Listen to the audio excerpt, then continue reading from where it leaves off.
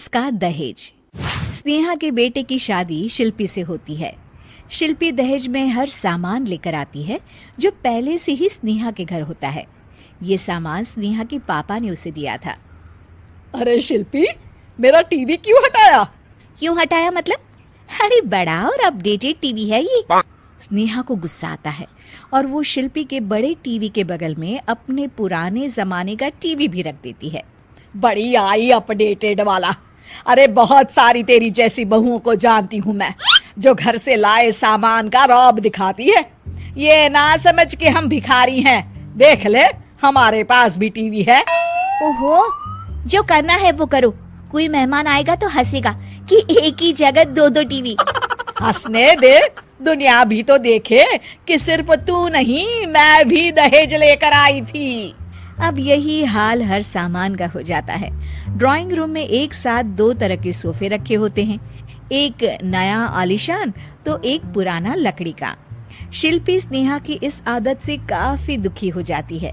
एक टीवी पर रामायण चलती है तो बगल की टीवी में फिल्मी गाने, किसी को किसी की आवाज भी सुनाई ना पड़े वैसे। घर के दूसरे सदस्य भी सास बहू की इस आदत से परेशान हो जाते हैं। एक दिन स्नेहा की बहन उसके घर आती है और घर का नजारा देखकर हैरान हो जाती है। कहीं पुरानी फ्रिज के बगल में, कहीं नई फ्रिज, तो कूलर के ठीक ऊपर एसी। अरे स्नेहा, ये तूने घर की क्या हालत बना रखी है? बहू रानी, तू तो नए जमाने की लड़की है, फिर घर को कबाड़ी बाजार सा कैसे सजा रखा है? नया फैशन है क्या?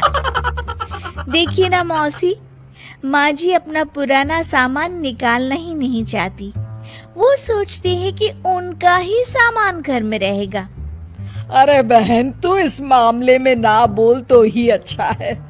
मैंने बहुत सी बहुओं को देखा है, अपने लाए सामान पर सास को धौंस दिखाते, और मैं भला किसी की धौंस को क्यों सहन करूं? मेरे पास तो सारा सामान है, और वैसे भी क्या कहते हैं, ओल्ड इज गोल्ड। अब क्या था, शिल्पी ये सुनते ही भड़कती है और जोर जोर से चिल्लाने लगती है। वाह माँ जी वाह, जरा अपना सोफा तो देखिए, ऐसा लग रहा है खुदाई से निकला है लकड़ी का। और मेरा सोफा देखिए कैसे लेदर की चमक और गुदगुदा सा है। अरे आपका तो पुराना धुराना सा है। शिल्पी देख, मेरे पिताजी ने जो दिया है वो उनकी निशानी है, उसके बारे में मत बोल। तू तेरा सामान ले जाकर अपने कमरे में रख ले। क्यों मैं अपना सामान क्यों कमरे में रखूं? और जो मेरे ससुराल आए वो यही कहे, ओ कितना ओल्ड फैशन घर है। दोनों की बहसा बहसी में मौसी सर पकड़ लेती है। तुम दोनों जब देखो तब लड़ती रहती हो। मैं तो चली किचन में बादाम का शरबत बनाने। सुन, बादाम का सिलबट्टा जो मेरी माँ ने दिया था उसमें पीस लेना। तो शिल्पी बोल पड़ती है, मौसी कसम है आपको, आप मेरे पापा की दी मिक्सी में ही बादाम पीसिएगा। खैर, मौसी तो जाती है किचन में, लेकिन ड्राइंग रूम में सास बहू की बहसा बहसी जारी रहती है। तभी शिल्पी को गुस्सा आ जाता है और वो अपने पापा के दिए सोफे पर जाकर जोर से बैठती है, लेकिन तभी सोफा जोर से आवाज कर टूट जाता है। हे भगवान, ये क्या हुआ? ये सोफा कैसे टूट गया? बेटा, अब समझ में आया ओल्ड इज गोल्ड क्यों कहा जाता है। टूट गया ना तेरा सोफा। तभी किचन से जोर से आवाज आती है और मौसी काली पीली होकर किचन से बाहर निकलती हैं।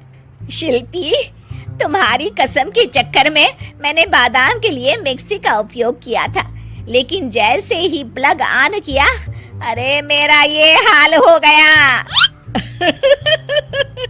और भरोसा करो आजकल की चीजों पर। मैंने तो कहा था तुझसे, माँ की सिलबट्टे पर बादाम को पीसती तो तेरा ये हाल ना होता और स्वाद का स्वाद बरकरार रहता। अरे जब सब चीजें घर में थी तो क्या जरूरत थी तेरे पापा को सामान देने की? वैसे भी बहू, आजकल दहेज वही मांगता है जिनकी खुद की काबिलियत नहीं होती। आप ठीक कह रही हैं माँ जी।